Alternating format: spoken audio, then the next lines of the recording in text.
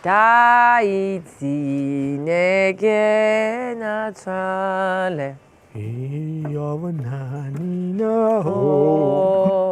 მოკლედ ბალიში ძილისთვის არ მოგვიტანია ამ შემთხვევაში, თუმცა ბალიში ძილი ძალიან კარგი. ძირფასო მაყურებლებო, აბა იცით თუ არა რა კავშირი შეიძლება იყოს თქვენს ბალიშსა და აკნეს შორის? საოცარ. ფიქრობთ.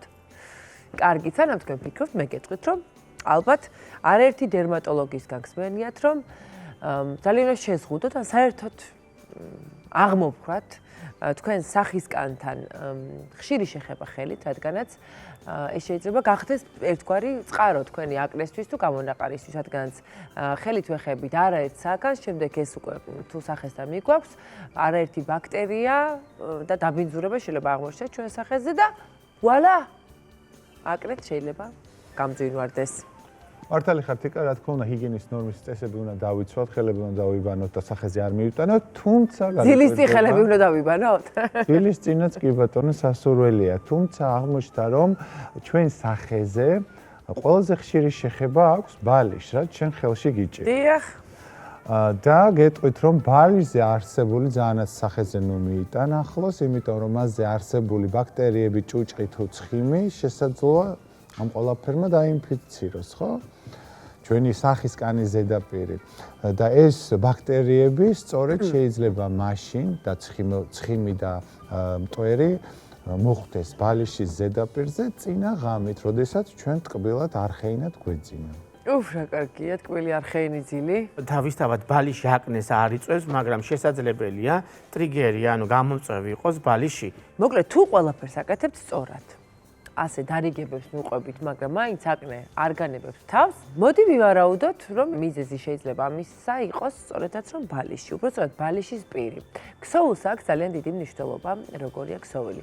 როგორც ირკვევა, აი კოტონის, ბამბის ქსოვილი, რომელიც ახლა ზუსტად ამ ბალიშს აკრავს ზემოდან, არის ქსოვილი, რომელიც ძალიან მარტივად იწვევს ცხიმს. მათ შორის სახიდან. ამ ცხიმზე შემდეგ გროვდება ეს არაერთი ბაქტერია თუ დაბინძურების კვალი, ალბათ იგივე მკვდარი უჯრედები და ასე შემდეგ, რომელიც ხდება შემდეგ აკნეს წყარო.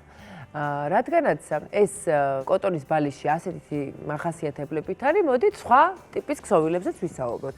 ნაკლებად შემწოვი ქსოვილი, თავისი ხასიათით გახლავთ პრიალა ქსოვილი, ეს შეიძლება იყოს აბრეშუმი, ან შეიძლება იყოს სატინა, რომელსაც ზუსტად ეს აბსორბაციის უფრო ნაკლები უნარი აქვს, შესაბამისად, უფრო ნაკლებად შეიწვევს ცხიმს, ამიტომ უფრო მეტად გიცავთ შესაძლო აკნეს განვითარებისგან სწორედ ასეთი ტიპის ზედაპირის ბალიში.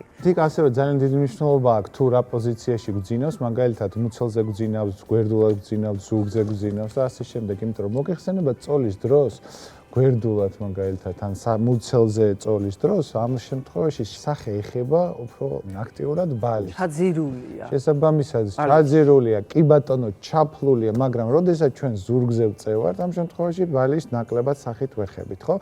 ამიტომ ამ დროს, როდესაც ჩაძირული ვართ ბალიშის სახით და უფრო ღრმად გვძინავს, ამ დროს ხდება ამ ბაქტერიების ჭუჭყის და ცხიმების მარტივად შეხება და გადმოსვლა ჩვენს სახის ზედაპირზე. ისე ბალიშის პირი რა სიხშირით უნდა ვცვალოთ? ისეთი აი ამდენს ლაპარაკობთ ბალიშის პირზე და მის გამოცვლაზე არ გიტყვით. კვირაში ერთხელ აუცილებლად უნდა ექნეს ბალიშის პირი გამოცვლილი. მე ბევრება კვირაში ერთხელ, უბრალოდ მე ცოტავება. არა, ჩემო თიკა, თუ ეს არ მოხდა, აკნეს შეიძლება გამოიწვიოს. კარგი, თან ძალიან დიდი მნიშვნელობა აქვს რა მდგომარეობით დავწვევით ამ ჩვენს ბალიშებს. ეხლა ძილის წინ ხელები დავიბანოთო ეს თავისთავად რადგან ძილის წინ პირით უნდა დავიბანოთ. ხო, შესაბამისად, კარგად უნდა მოვიშოროთ ის ცხიმი, რომელიც და დაბინძურება, რომელიც ხის განმავლობაში გვაქვს სახეზე, თუ ძალიან დაღლილი ხარ და შესაძლოა მაკიაში დაიძინოთ, ამ შემდეგ კარგად გემრიელად აი ეს სახის ერთი მხარე, მეორე მხარე ჩააფლოთ ბალიშს და გეძინოთ თავმოწყვეტილს, როგორც იტყვია ხოლმე, დიდი ალბათობაა, რომ საკმაოდ დაბინძურდეს თქვენი ბალიშის პირი და შესაბამისად, თქვენმა აკნემაც არ დააყოვნოს. ამიტომ სანამ თავს მოვათავსებთ ბალიშზე, უნდა გადმოვატრიალოთ ბალიში 1-2 წაუთათუნოთ, თუ მტვერია. და შეფიქრებო ეს წათათუნებული რის ამოფრქვევა გვიშველის? არა, ჩემოლევან, არა. ეგ არ გვიშველის, ექიმი გვიშველის ახლა ჩემია. ანუ წათათუნება ბალიშის ბალიშის ესე აფუება შეიძლება უფრო გემრიელად მოათავსო აფუებულ ბალიშზე თავი, თორე რისგან რას და მაშინ მოვუსმინოთ ექიმს. კი ბატონო, მოდი დავპატიჟებ მაშინ ექიმს ჩვენთან.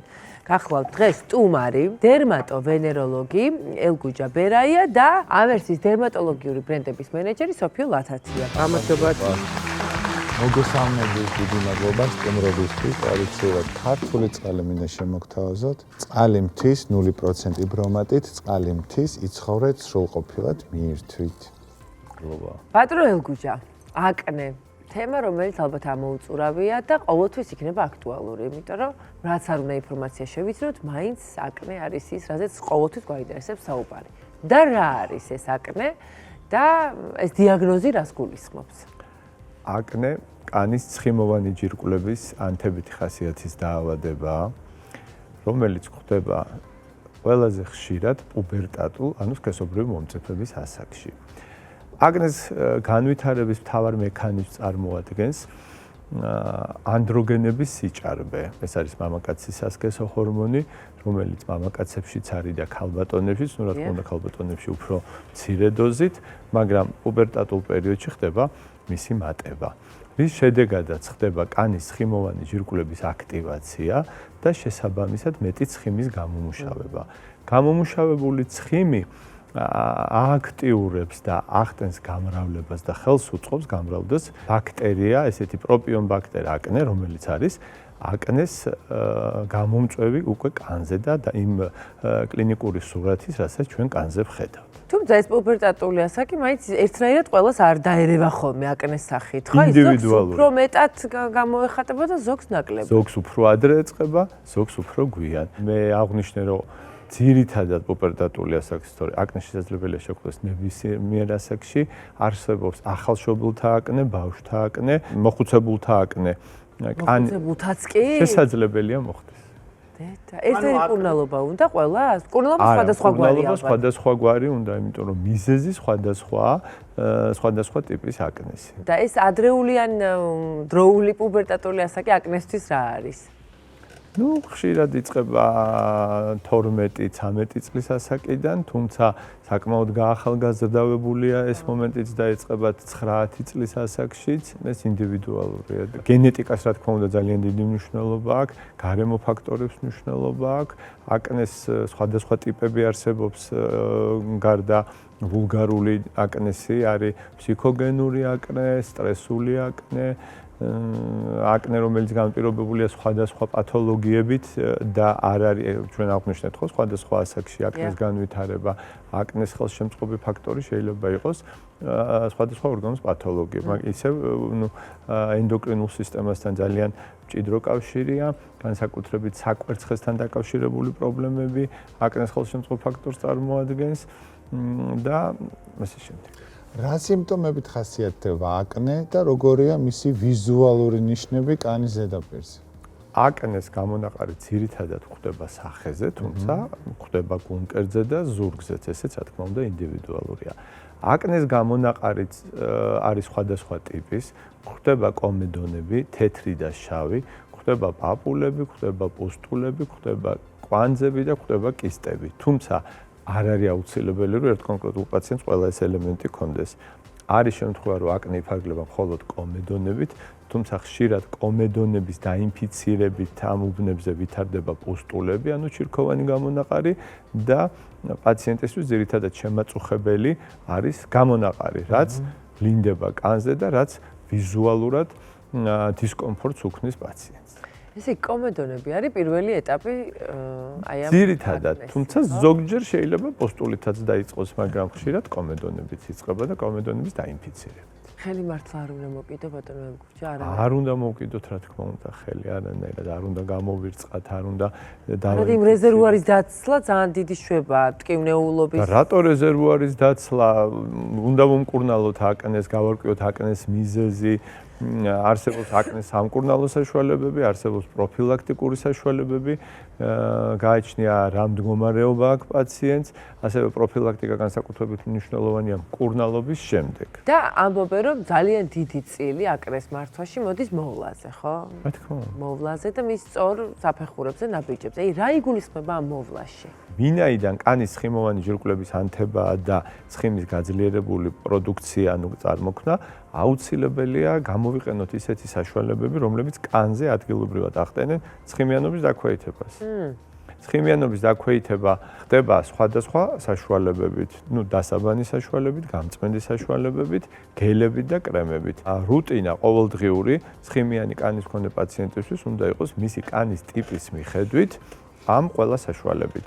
ვინაიდან მოხდეს კანის ცხიმიანობის დაქვეითება, რაც თავიდან აგვაცილებს აკნეს განვითარებას, თუ საუბარია მხოლოდ ადგილობრივ ანთებით პროცესზე კანში განვითარებულზე და შინაგანის შემთხვევაში კომბინაცია შინაგანი მკურნალობა პლუს აუცილებელია ყოველთვის ადგილობრივი მკურნალობა აკნეს. აი ამ ბალიშის თეორიაზე თქვენ რას ფიქრობთ ბატონო გუჯა? იმიტომ რომ ხო არის ხა აბრეშუმის ბალიშების, ბალიშის პირები, აქტუალური რომ აი სახის კანს ამშვენებს. ვერ გეტყვით ახლა რომ გამართლებულია და რაღაც მტკიცებით მედიცინაზე და მტკიცებულებებზე დაყრდნობით რომ ბალიშს რაღაც განსაკუთრებული მნიშვნელობა აქვს, მაგრამ ის ფაქტი რომ აი ქსოვილი რომელიც ახდენს კანის გაცხიმიანებას, რომელიც არ სუნთქავს, რომელიც აცხიმიანებს კანს, მარტივი ლოგიკა არის რომ შესაძლებელია ამან აკნე არ გამოიწვიოს, მაგრამ მიდრეკილ პაციენტებში მოახდინოს კანის ზედმეტად გაცხიმიანება და აკნეს ელემენტების განვითარება. ასევე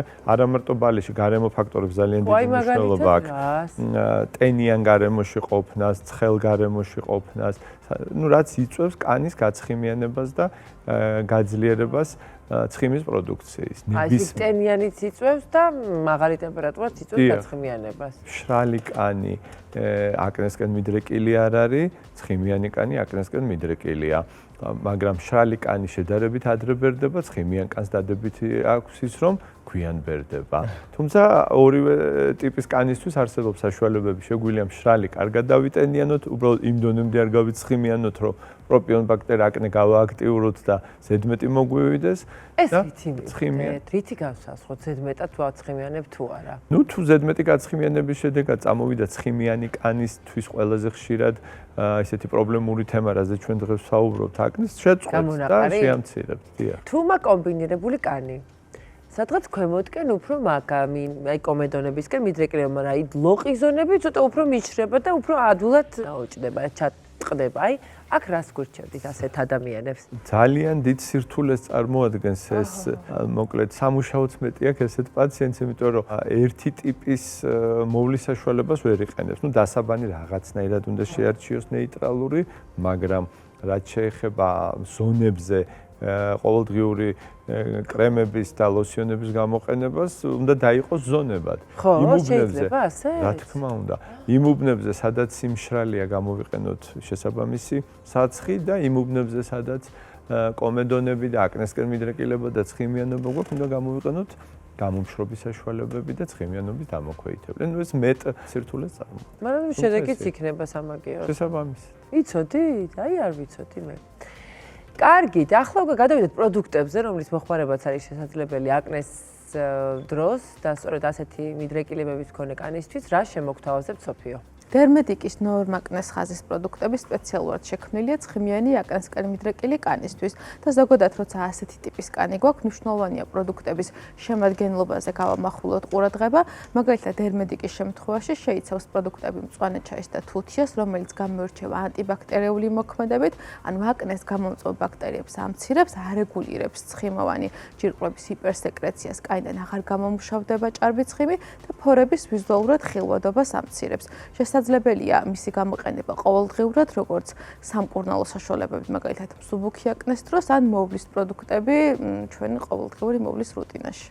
აბა წავყვეთ ხა პროდუქტ რა ეხლა გვაქვს დავყვეთ. და საფეხურებს გავყვეთ აი რითი ვიწყებთ ცხიმიანი აკნესკარი მიდრეკილი კანის შემთხვევაში და ზოგადად არ არის აუცილებელი მრავალსაფეხურიანი მოვლის რუტინა მნიშვნელოვანია სწორად გავისუფთავოთ, დავიტანიანოთ და მზისგან დავიცვათ კანი. ამ შემთხვევაში დასაბანი პროდუქტების არჩევანი აქვს როგორც გელის, ასევე კაფის ფორმით. ორივე პროდუქტი შეგვიძლია გამოვიყენოთ როგორც დილას, ასევე საღამოს, სიღრმისეულად ასუფთავებს კანს, აკნეს გამოწვევ ბაქტერიებს ამცირებს და რაც ძალიან მნიშვნელოვანია, ცხიმის რეგულაციას უწყობს ხელს. დაბანის რითი უნდა განსაზღვროს პაციენტმა უბრალოდ მოხმარებელმა რა უნდა უბრალოდ ტექსტურით თუ ტექსტურით აი ნორმაკნეს კაფი უფრო მსუბუქია, შეიძლება მაგალითად სეზონურად ზამთრის სეზონზე გამოვიყენოთ, რადგან კანი შედარებით უფრო შრება მაგალითად ვიდრე ზაფხულში, ან ასევე განსაკუთრებული მნიშვნელობა აქვს მოვლის საშუალებებს, როდესაც აკნეს მკურნალობ მედიკამენტოზურად ან სხვადასხვა გარეგანი მოვლის საშუალებებით. უფრო მსუბუქია და თუ მსუბუქი დასაბანი გვინდა, მაშინ შეგვიძლია კაფი გამოვიყენოთ, უფრო ინტენსიური წმენდისთვის გელი. დაბანის შემდგომი მეორე ეტაპი ეს არის გასუფთავება ტონერი. ტონერი უკვე ფორების ხილვადობას ამცირებს და ასევე ცხიმის გამოყოფას არეგულირებს. ბამბის დისკით უნდა გავიწმინდოთ კანი როგორც დილას, ასევე საღამოს და როდესაც წმენდას დავასრულებთ სახის კანის, უკვე გადავდივართ დატენიანებაზე. დამატენიანებელი პროდუქტებით შეგვიძლია შევარჩიოთ მოთხოვნიდან გამომდინარე. თუ მაგალითად უფრო დატენიანება გვინდა, იმიტომ რომ კანს მკურნალობთ მედიკამენტოზურად და გამოშრა რეკომენდებული აღმდგენი კრემის გამოყენება, რომელიც კანის ბარიერს აძლიერებს, აღადგენს და ინტენსიურ დატანიანებას უწყობს ხელს, თუ უფრო მოჭარბებულ ცხიმიანობას ვუჩივით, ესე რომ ვთქვათ და მნიშვნელოვანია ჩვენთვის ცხიმის დარეგულირება და მაქსიმალურად შემცირება ცხიმოვანი ბზინვარების, მაშინ უნდა გამოვიყენოთ კრემი, რომელსაც აქვს მატირების ეფექტი. ორივე პროდუქტის გამოყენება შეგვიძლია როგორც დილას, ასევე საღამოს. გარდა იმისა, რომ ცხიმიანი და აკნესკარი მიდრეკილი კანის დროს მაგალითად ანთებითი კერები და გამონაყარი გვაქვს, ხშირ შემთხვევაში როდესაც მკურნალობთ აკნეს, რჩება პოსტაკნე ლაქები, ნაწიბურები, არაერთგვაროვანი კანის რელიეფი, ცხიმიან კანს მკვეთრად გაფართოებული ფორები აქვს. ორივე პროდუქტი შეიცავს, ესე რომ ვთქვათ, ხილის მჟავებს და სალიცილის მჟავას შრატი. ეს შრატი ამცირებს ფორების ხილვადობას და ამ არაერთგვაროვან კანის რელიეფს ათანაბრებს და ცალკე აქვს აკნეს სამკურნალო ღამის კრემი, რომელიც გარდა იმისა, რომ გამონაყარს ამცირებს, ესეც ჩვენი კანის ტექსტურას ხდის ერთგვაროვანს და გლუვს. აი უფრო პოსტაკნე ლაქები, ნაწიბურები, გაფართოებული ფორები, თუ ესეთი პრობლემაა, მაშინ რეკომენდებულია შრატის გამოყენება და დამატებით კიდევ ღამის საცხის, რომელიც თან გამონაყარს ეფექტურად ამცირებს. კეთილი. ერთი კითხვა კიდე პრაქტიკული. ძალიან ხშირად ხდება ისე, რომ მოგზაურობის დროსაც ჩდება, აი რაღაცა გადაფრენის დროს ან რაღაცა მსგავსი თითო ოროლა გამონაყარი. ეს რისი დამსახურებაა, ბატონო ლუკურჯა? ჩვენ ესე ხელს ვიდებთ მგზავრობის დროს თუ რაღაც მართლა კლიმატის შეცვლას უკავშირდება. შესაძლებელია დაუკავშირდეს კლიმატს, შესაძლებელია დაუკავშირდეს სტრესს და ემოციურ ფონს და გადაღლილობას და დატვირთვას და ასევე შესაძლებელია დაუკავშირდეს გააჩნია მგზავრობის პირობებს, ხანგრძლივობას და გაბინძურებულ ხელს, გაბინძურებულ კანს, ვერულით მგზავრობის პერიოდში ისე ვერ არის რუტინა ისე მოწესრიგებული როგორც გვაქვს ყოველდღიურად, ეს რამოდენიმე ფაქტორი შესაძლებელია იყოს. ერთ-ერთი დავასხვიოთ. ან გვაქვს რამოდენიმე. ხო, სტრესს რას უზამთ? სტრესი ისედაც ვერაფერს ვერ ნუ რაღაც ანტისტრესული საშუალებები დავიძინოთ, დავშვიდეთ. ანუ სიმპტომურად სიმპტომურად რა თქმა კარგი და ლევანი ძალიან მარტივია. მოგვიშორე თავიდან. არა, ბატონი ელგუჩე მეტყვის რაღაცა. და ეს საშუალებები თან ვიქონიოთ, ნუ მცირე მოცულობით რა თქმა უნდა, რომ გადატანა შესაძლებელი იყოს, გააჩნია რითი მგზავრობთ სად როგორ. ამ მგზავრობის პერიოდში და შუალედებში მგზავრობის დროსაც მოვახტინოთ მოწესრიგება და ცხიმიანობა დავაქვეითოთ და ანტიბაქტერიული მოქმედების საშუალებები გამოვიყენოთ. არ მივცეთ პროპიონ ბაქტერ აკნეს იმის საშუალება, რომ გაგვიწიოს ესეთი წინააღმდეგობა და გამოგვივლინოს ესეთი ელემენტი. ზუსტად ეგ მინდოდა, რომ გამეგო. ხო, ჩვენ უნდა ვაჯობოთ ჩვენი პროდუქტებით მაგ ბაქტერიას, რომელიც გვაქვს ბრძოლის მეთოდები. ძალიან კარგი ბრძოლის მეთოდები გვაქვს და პირველი რაც არის ბრძოლისთვის საჭირო, ეს არის ინფორმაცია, სწორი ინფორმაცია, რითი შეიძლება ეს ყველაფერი მოგვარდეს. პირველ რიგში თუ არის ისეთი პრობლემა, რომელიც სხვადასხვა ორგანული მიზეზით არის, ან იგივე ასაკობრივი მიზეზებით, ამას უკვე რა თქმა უნდა ექიმთან ერთად მართავს ადამიანი. დანარჩენ შემთხვევაში არის პროდუქცია, რომელიც დაგეხმარებათ, რომ ბევრად უფრო დამშვიდებული სახის კანით გაიღვიძოთ და დაიძინოთ. როგორი ბალიშისპირიც არ უნდა იყოს ის, არ ვიცი, მაგრამ მაინც სატინა უფრო კარგი მგონია მე. მადლობა თქვენ. მადლობა. სტუმრობისთვის.